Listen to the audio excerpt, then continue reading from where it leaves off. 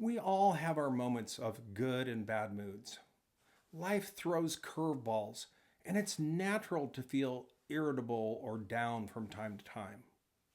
But when our crabbiness or moodiness becomes a regular part of our personality, it doesn't just affect us, it also affects those closest to us, especially our partners. While it might feel like a harmless venting mechanism or just how we are, regular crabbiness can erode intimacy, trust, and joy in a relationship over time.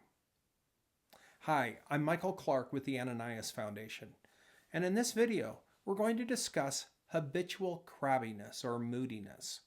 We'll talk about what it is and what it isn't, how it impacts our partners, why it often becomes our default behavior, and we'll cover some practical strategies for creating lasting change.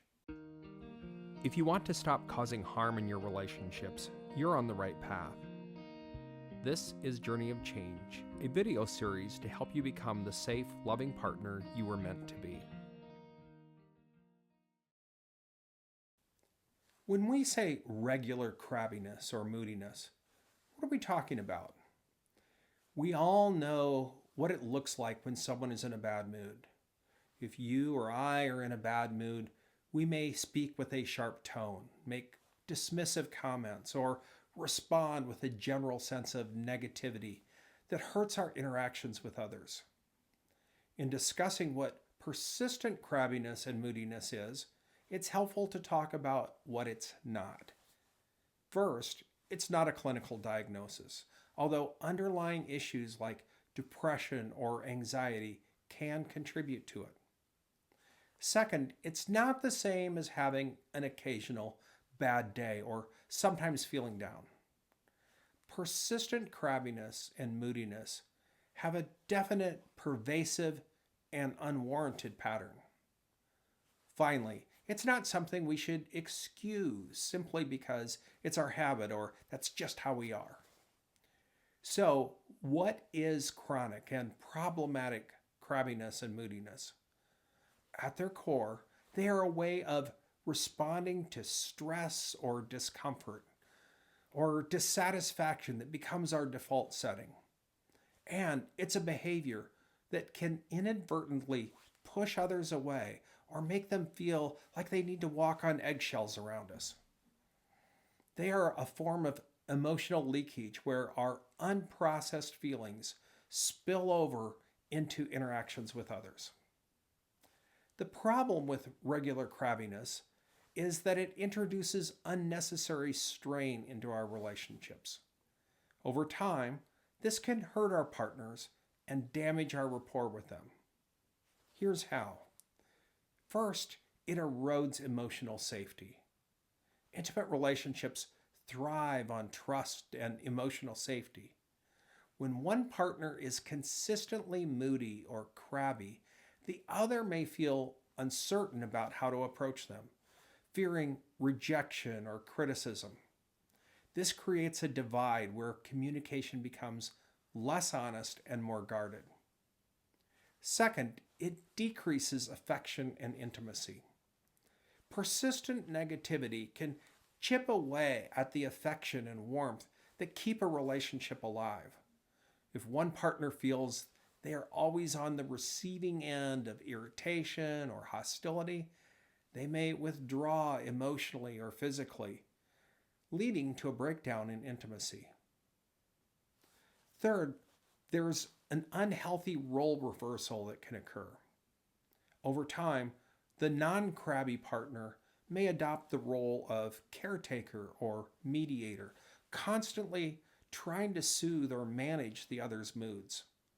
This dynamic can breed resentment as one person feels burdened while the other becomes reliant on venting their frustrations. Finally, a crabby tone or dismissive attitude might lead to our partner misinterpreting how we really feel about them. Our foul mood might not reflect how we truly feel about our partner, but it's easy for them to take it personally. They might begin to believe they're the problem, even when our moodiness has nothing to do with them. So, why might we overexpress crabbiness or moodiness? The truth is, behaving in a crabby or moody way often has deep roots. Discovering why we default to these patterns can provide insight into how to change. Here are some areas to consider and questions to ask yourself if you struggle with this pattern. One area to explore is stress and generally feeling overwhelmed. Constant stress from work, finances, or other responsibilities can leave us irritable. Crabbiness can become a way of venting this stress, even if it's directed at undeserving targets, like our partner. Another question to ask ourselves is if we have some unprocessed emotions.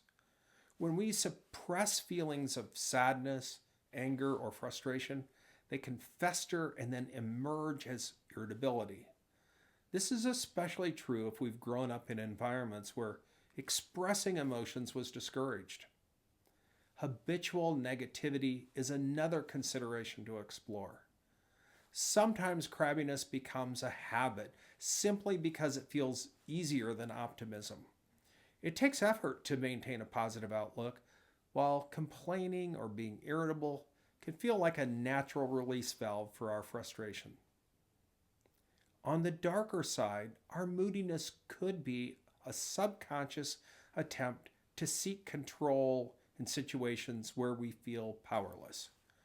By creating tension, we manipulate the environment so we feel more comfortable. However, this comes at a great cost to our relationships. Then there's the issue of self-awareness.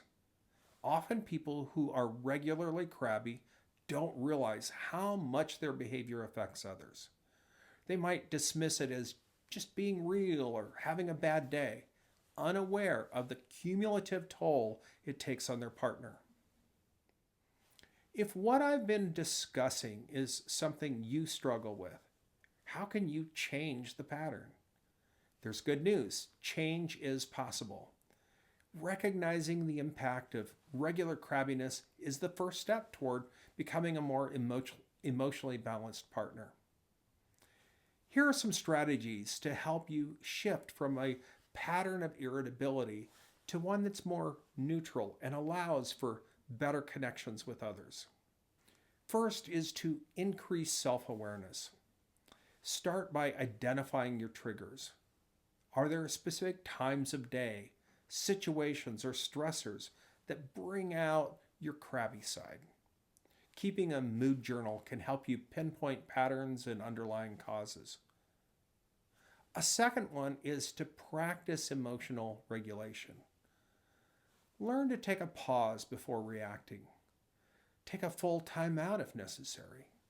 When you feel irritation bubbling up, take a moment to breathe deeply and assess whether the situation warrants your reaction. Techniques like mindfulness or meditation can help you develop greater emotional control. Third, try communicating proactively. If you're having a rough day, be honest with your partner up front. You might want to say something like, "I'm feeling stressed right now and I don't want to take it out on you. Can we revisit this conversation later?" This not only prevents misunderstandings, but also shows your partner that you care about their feelings. Fourth, reframe your negative thoughts. Challenge habitual negativity by asking yourself, how can I think about this differently? For example, instead of thinking, "I can't believe they didn't do the dishes," try, "Maybe they had a tough day too." Reframing our perspective reduces our irritation and increases our empathy. A fifth strategy is to develop healthier coping mechanisms. Redirect your stress and frustration into constructive outlets. Physical activity, creative hobbies, or even a short walk can help you release pent-up emotions without burdening your partner. A sixth idea is to seek feedback. Invite your partner to share how your moods affect them. Then be prepared to listen without defensiveness. Their perspective might provide valuable insights and strengthen your commitment to change. Finally, consider professional support. If crabbiness or moodiness persist despite your efforts, it might be worth exploring counseling. A therapist can help you uncover deeper issues and develop personalized strategies for managing your emotions. Also, a note here, I encourage you to set realistic expectations about your change. Understand that breaking free from habitual crabbiness takes time. Be patient with yourself and celebrate small victories, like when you respond calmly in a situation where in the past you'd normally snap.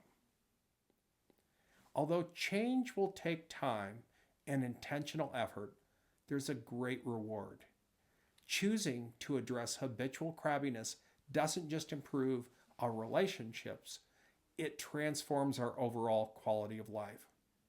Let's be honest, it's no fun to be the person who's crabby or dealing with their own regular mood swings, and it's unpleasant for those around us. By addressing this issue, you'll likely find that you communicate more effectively and with greater kindness. In turn, your partner will feel safer, more loved, and more connected to you. You'll experience less guilt and regret about how you handled interactions. Most importantly, you'll find everyday challenges will feel less overwhelming as you develop healthier coping skills. I'm Michael Clark with the Ananias Foundation, and I hope you found this discussion about crabbiness or moodiness to be helpful. Take care, and I'll see you in another video. Thanks for joining me today. I'm honored to be on this journey of change with you, and I hope I've helped you in some way. If you have any comments, questions, or suggestions, feel free to leave them in the comments section below. We'd love to hear from you. Also, be sure to hit the like button, share this with others who might find it helpful, and subscribe to our channel so you don't miss any of our future videos. For more resources, head to our website, ananiasfoundation.org. Until next time, take care and remember, change is possible.